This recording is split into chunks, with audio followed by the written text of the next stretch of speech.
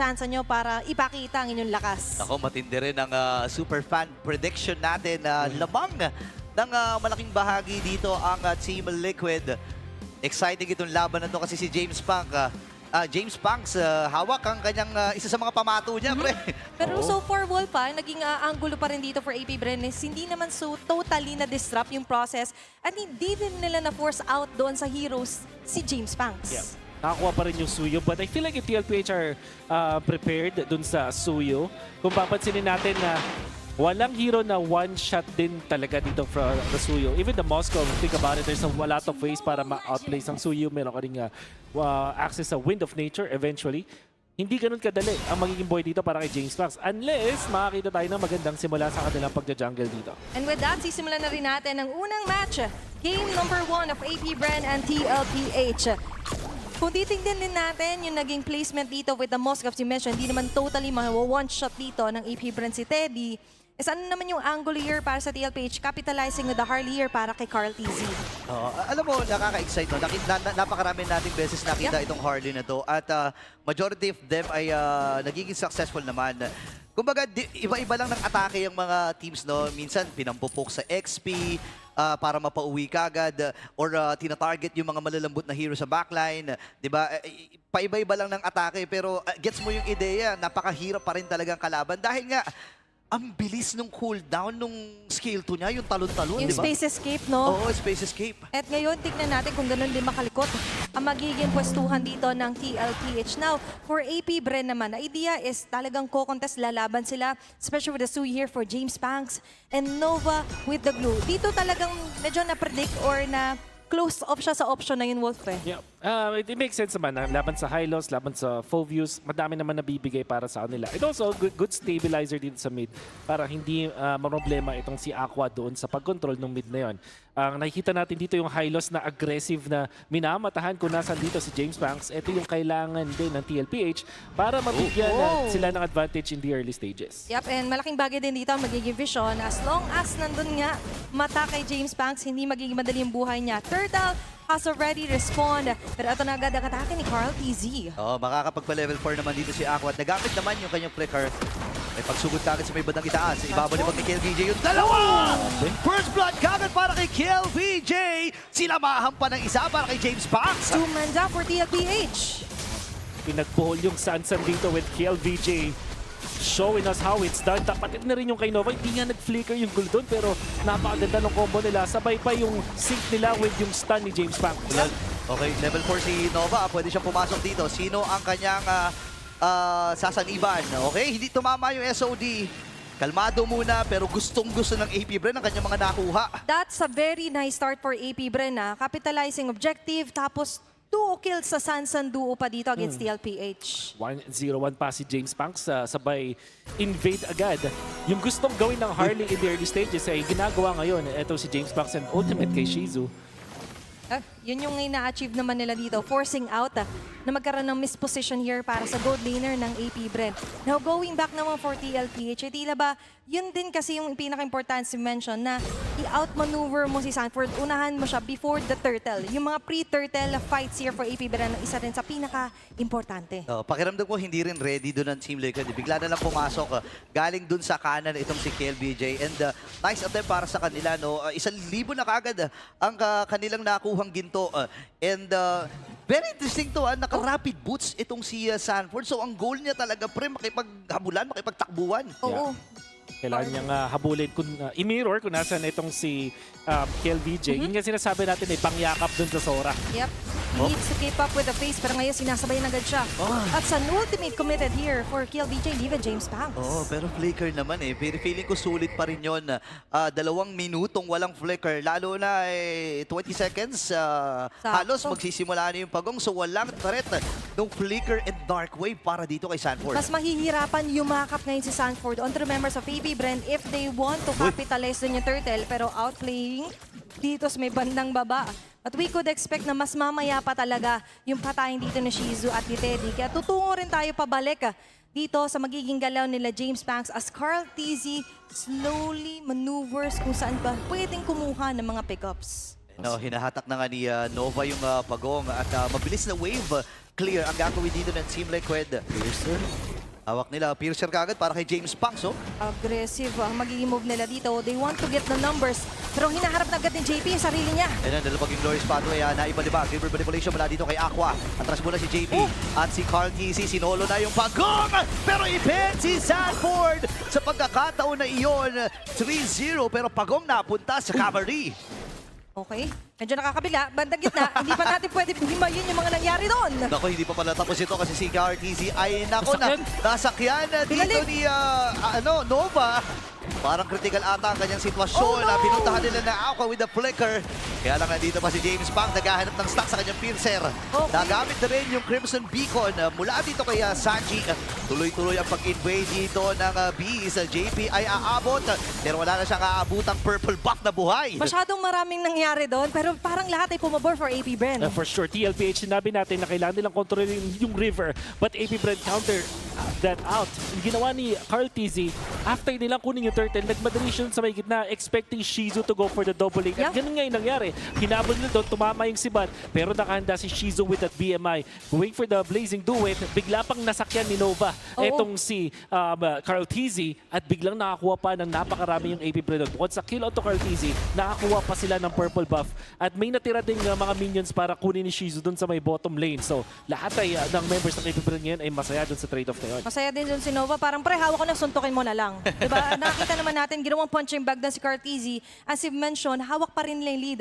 No scoring, to be honest. It's 6-minute game, pero 4-0 pa rin yung kill score natin. But for AP BREN, nakikita pa rin natin na hindi naman sila nagpipilit. Alongside with that, kahit yung turtle, willing silang i-let go eh. Diba? Si Sanford, pinonish sila, and they know the idea na ilalayo lang sila. But still, they've got the most out of it, even with the cost of the turtle given to Carl. Okay, may plano sila. Sa may gitna may naganap ng alahati itong si Carl. Uy, nagamit natin yung river manipulation. Patay si Aqua. Tuloy-tuloy at patay na rin si Aqua doon sa ibabang sa gitnang bahagi. Napakabilis ng pag-burst doon ni Carl DC, ha? You have to take note. Kaya ka nagpa-pop ng real world manipulation para makuha yung extra shields na yun. Para mag-survive. But unfortunately ay not enough damage siya. Carl TZ kahit pa meron ng 1 death ngayon at lugi siya ng levels kay James Max, meron pa rin talagang impact as this Harley. Yep, mas mabilis kasi and snappy yung magiging galaw niya sa mapa. Pero ngayon, mabilis din, nabababa. Sila KLBJ, Carl TZ, delikado. Ako, habulin dito si Carl TZ, nilapitan din. What? Pero napa-out ito si Carl TZ! Nasolo at nasalo niya lahat ng mga sapak mula dito kay KLBJ. Atras na rin muna siya pero sinalo na niya yung mga banat dito ng Torre. Dalawa ang humabol sa kanya. Sanji will secure that one. Pero nandun sa may madaling kural itong si Nova. Tatlo pumupupog sa kanya. Kaya si Sanford din ay haharapan dito ni Nova. James Punks secure that turtle. Grabe yung AP BREN dito, ha? There was a time na KLVJ versus Carl TZ ang nakikita nating bakbakan sa may gitna. At nakita natin din ngayon dito naman sa bottom lane kung paano na-outplay ni KLVJ at talagang na counteract yung mga possible movements mula kay Carl TZ. There's only so much you can do with the space escape. Pero alam ni KLVJ kung paano yun counterin. Hindi lang kill, kahit sabihin natin namatay si KLBJ nakuha nila, they also got the objective back into their hands. On the right track pa rin dito si James Max, by the way. You mentioned level. As long as yung gold din ay nagkakaroon ng gapa, hawak pa rin ng AP BREN yung nagiging laro natin. Grabe, pinapahirapan talaga dito si Dad. Sabi ni KLBJ, wala munang kaibigan Dad. Pero si James Punks, ikalawang stack ata to ng piercer niya. That's right. Interestingly, ang TLPH, nahahawak pa nila yung lead dito na just 1,000 gold para sa AP BREN. At lamang din itong si Teddy sa farm over the cloud. Yep. Top. Ayun na. Ayun na, nahuli. Ay, nakastack pa muna si James Punks bago mapatay ni Carl TZ. Pares jungle ang mawawala pero tatlong miyembro sa AP BREN ang nasa itaas. Okay, that's a 1-for-1. Pero technically, sabihin na natin gumante man si Carl. Pero at the cost of his life, again, that's a 2-3-1 Harley this early. Kaya lang shutdown yun eh. Tapos natanggalan pa ng mga stacks. So I think yun yung rare times na parang lamang yung namatay doon. Okay lang, pero KLBJ, doubling down din agad dito. San and Oh! nagalit. Nagalit na talaga. Eto na naman. Babalik Si ba? Danny J, pinagamit yung kanyang revitalize. Di kang pantamaan ng SOD. We're seeing a few miss SODs ngayon sa mapa, Wolf. And I think that would have been crucial kung tumama sana yung para kay Teddy. Nevertheless, maganda pa rin naman ang simula dito para kay Teddy sa ngayon. Nakakahabol na itong si Shizu when it comes to farm onto the cloud. Yep, well protected. Nakaka-atakas din mula sa ganks dito coming out from TLPH. But that was the important pickoffs na nakuha dito ng mga members ng TLPH. Eventually, magiging problema na itong si Teddy para sa kanila. Kaya lang sa ngayon, masasabi natin, lamang din talaga ang AP BREN. Yep, ayun yung dahilan din kung bakit ang TLPH ay hindi masyado kabado, hindi sila nagpipilit. As you mentioned, hawak kanina 1,000 lead para sa AP BREN. Pero what's happening, hindi siya tumataas.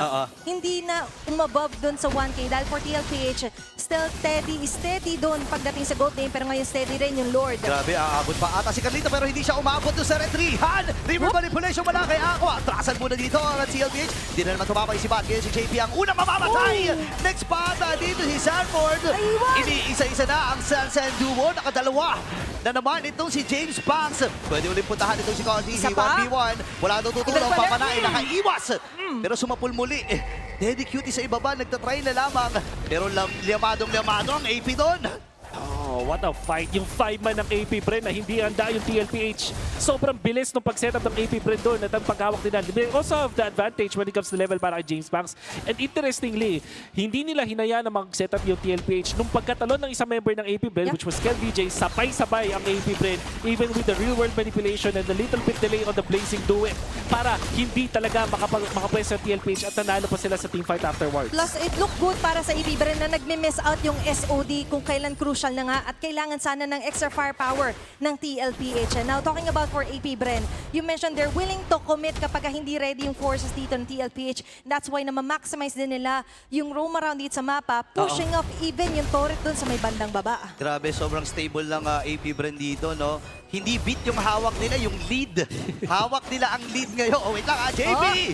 At ang kanila magtutulong-tulungan. Teddy ay lumapit na rin. Gamit yung Glorious Pato. Sa likod naman mula dito kay Sandy, yung kanyang Crimson Bacon! Pero si James Banks muli makakuha ng kill. Nakabawi na naman sa kabilang paling ito si Cortese.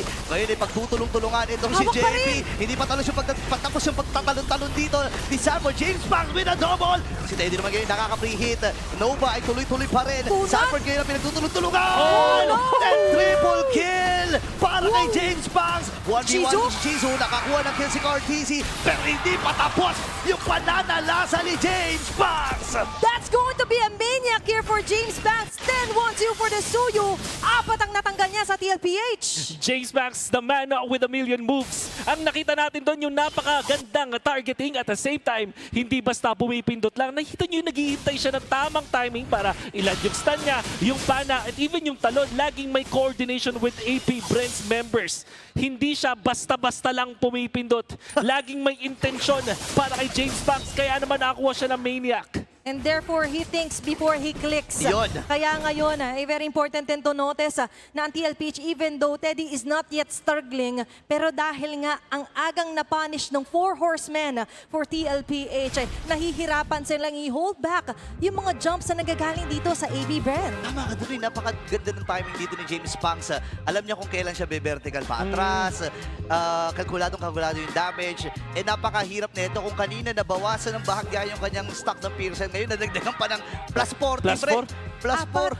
Ganda kasi parang nakikita ko yung magic eh. Mula dun sa first clash pa lang dun sa may top lane, kung maalala nyo, hindi siya basta-basta nagsistun. Talaga naghihintay siya ng either kasabay or talagang yung hindi siya ma-outplay. Kasi kapag sinabay niya sa stun, ibig sabihin pag vertical niya forward, hindi siya mapapunish. At pag umout naman siya, may make sure niya na makapagpana siya afterwards.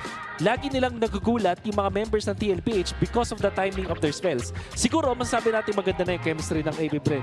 Pero tingin ko talaga yung napakatalinong paggamit ng mga spell, yun yung kailangan gawin. Hindi porke available ang ulti or yung pang stun mo or yung damage mo, ibibitaw mo na agad. Naghihintay ng perfect timing down to the millisecond. Etong si James Banks. Grabe no, yung tap and hold na synchronization dito para kay James Banks. Nakikita rin naman natin on our screens ang ating mga super fans na kasama today sa MPL Arena. Yun, shoutout sa inyong lahat. Pero shoutout din sa napakalupit na mid laner at ang ating KDA ranking after week 1. Pinangungunahan ni Aqua. Grabe no, nakikita naman natin ngayon talaga the rise of AP BREN being consistent. And the one above all onto that first rank is going to be Aqua. Yeah, there was a time na ang naging successor ng KDA machine ay itong si Aqua dahil din sa kanyang safe playstyle, yung mga tipong talikogenic plays, nasa likod lang palagi. At ngayon, nagre-reflect din heavily at yun yung pinakabumabagay when you're using the Eve. A 117 by the way for his Eve. At ngayon, babalik tayo on to game number 1. May Lord na in the mix. Ngayon, mas magiging tricky yung magiging galaw ng TLPH kung makukot off guard pa ba sila dito ng AP BREN.